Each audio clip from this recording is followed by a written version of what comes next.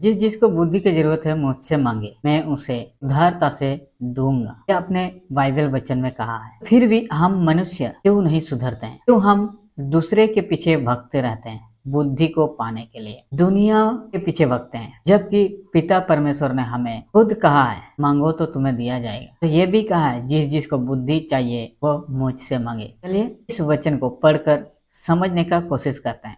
Hello दोस्तों, मैं हूं सावना और आप देख रहे हैं ऑफिशियल परमेश्वर की आज्ञा। इस चैनल में केवल परमेश्वर का ही आज्ञा सुनाया या बताया जाता है। वीडियो पसंद आए तो लाइक शेयर जरूर कीजिएगा और इसी तरह के वीडियो देखने के लिए हमारे चैनल को सब्सक्राइब जरूर कीजिएगा। चलिए हम लोग को डायरेक्ट बाइबल वचन की ओर लेके चलते हैं। अपने वचन में लिखा है जिस जिसको बुद्धि की जरूरत है वो मुझसे मांगे, मैं उसे उदारता से दूंगा। 1 रुपया भी नहीं चाहिए। मैं आजकल के जमाने में जिसके पास पैसा है उसी के पास बुद्धि है, नॉलेज है, लेकिन परमेश्वर कहता है जिस किसी को बुद्धि की जरूरत है मुझसे मांगे, मैं फ्री में उदारता से दूंगा। इस जिंदगी में रहते, इस संसार में रहते समय एक दूसरे के पीछे दौड़ते रहते हैं बुद्धि के लिए, जबकि परमेश्वर ने हमें खुद बोला है जिस जिसको बुद्धि की जरूरत है वह मुझसे मांगे। तो चलिए अब लोगों को ज्यादा कुछ ना बताते हुए डायरेक्ट बाइबल वचन की ओर लेके चलते हैं। और इसमें जो 12 गोत्र थे, जब प्रभु यीशु मसीह को पकड़वाया गया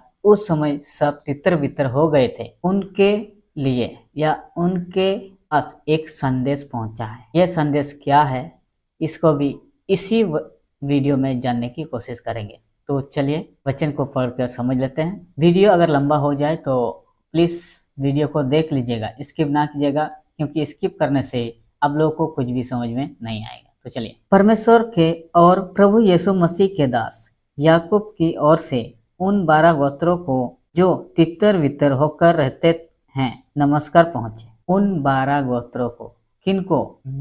जब प्रभु यीशु मसीह इस भूमि में अपना वचन, अपना पिता का वचन, परमेश्वर का वचन को सुना रहा था, सुसमाचार दे रहा था लोगों को, उसके साथ साथ ये 12 गोत्र यानी मसीह के चेले, प्रभु यीशु मसीह के चेले के विषय में यहाँ लिखा गया 12 गोत्र, उनके पास यह नमस्कार संदेश पहुंचा है। ए मेरे भाइयों, जब तुम नाना प्रकार की परीक्षाओं में पढ़ो तो इसको पूरी आनंद की बात समझो। प्रभु यीशु मसीह रहते समय जब उन लोगों ने उसके साथ साथ इतना कष्ट किया है तो उन्हें प्रभु यीशु मसीह का सेवक या उनका चेले थे, तो इसीलिए अपने आत्मा को उनके ऊपर दर्शाया है कि उनको नमस्कार पहुंचे। और इतना भी कहा कि नाना प्रकार की परीक्षाओं में पढ़ो तो पूरा आनंद की बात समझो, क्योंकि प्रभु यीशु मसीह के पास आने वालों को हर एक परीक्षाएं आएगा। ये कोई नई बात नहीं है,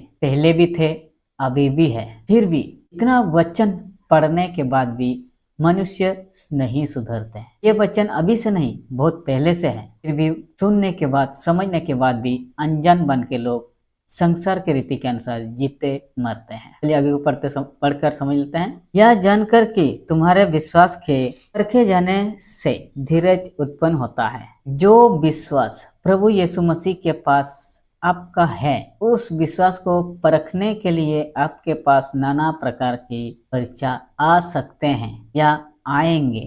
और शायद आपके जिंदगी में नहीं आया है तो शायद आ सकते हैं, लेकिन उसे आनंद के साथ बिताओ। चलिए, पर धीरज को अपने पूरा काम करने दो कि तुम पूरे और सिद्ध हो जाओ और तुम में किसी बात की घटी ना रहे। देखिए प्रभु यीशु मसीह ने अपने वचन में क्या लिख के रखा है, अपने भविष्य दुखता के, क्योंकि यहाँ जितना भी इस वचन में, बाइबल पुस्तक में जितना भी पेज लिखा है, सब प्रभु यीशु मसीह या परमेश्वर के जो भविष्य दुखता लोग थे उन्हीं के द्वारा लिखा गया है, कोई आम आदमी नहीं लिखा है। यहाँ वचन क्या कहता है? ताकि हर एक चीज से सिद्ध हो जाए, हर एक चीज से। चलिए आगे को पढ़ते हैं। पर यदि तुम में से किसी को बुद्धि की घटी हो तो परमेश्वर से मांगे, जो बिना उल्लंघन दिए सबको उदारता से देता है और उनको दी जाएगी। फिर आप लोगों ने इस वचन को पढ़ा है। इस वचन में साफ साफ प्रभु यीशु मसीह लिखा है। जब हम वचन पढ़ते हैं तो हम अपने आप को समझेंगे कि हम प्रभु यीशु मसीह से बात करते हैं, क्योंकि यही है जरिया अपने पिता से बात करने का या यीशु से बात करने का। बाइबल वचन में साफ साफ लिखा है कि जिस किसी को बुद्धि चाहिए चलिए और एक बार उसको पढ़ लेते हैं। पर यदि तुम में से किसी को बुद्धि की घटी हो तो परमेश्वर से मांगे, जो बिना उल्लंघन दिए सबको उद्धरता से देता है और उसको दी जाएगी। किसको दी जाएगी आखिर यह बुद्धि? जिसने यह बुद्धि अपने परमेश्वर से मंगा है, सच्ची विश्वास के साथ, सच्ची मन से, बिना संदेह के। ले आगे पढ़ते हैं। पर विश्वास से मांगे और कुछ संदेह ना करे, क्योंकि संदेह करने वाला समुद्र की लहरों के समान है, जो हवा से बहती और उछलती है। देखिए वचन क्या कहता है, एक एक वचन बहुत बहुमूल्य है। अगर आप लोग वचन को समझ रहे हैं तो आपके लिए ये सही मौका है, बहुत बहुमूल्य है, क्योंकि ऐसा वचन आप लोगों को कोई नहीं देगा। हमेशा वीडियो में देखते हैं दान करो, दान बटो, एक दूसरे को दान दो, ये केवल वीडियो के लिए ही है। किसी ने ऐसा सुसमाचार आप लोगों को नहीं सिखाएगा, कोई नहीं सिखाएगा। कोई ऐसा पास्टर नहीं है जो इस वचन को आपको सिखाएगा। मैं जैसा आप लोगों को सिखाने का कोशिश करता हूँ, उम्मीद करूंगा आप लोगों को समझ में आ रहा होगा। दोस्तों मैं उम्मीद करता हूँ कि आप लोगों को कुछ तो समझ में आ गया होगा। वीडियो पसंद आए तो लाइक शेयर जरूर कीजिएगा, क्योंकि इस वीडियो को ज्यादा ना लंबा करते हुए वीडियो यहाँ मैं अंत करना चाहता हूँ। आज के लिए इतना ही, फिर मिलते हैं नया वीडियो में। तब तक ले जय माता दी, हालेलुया।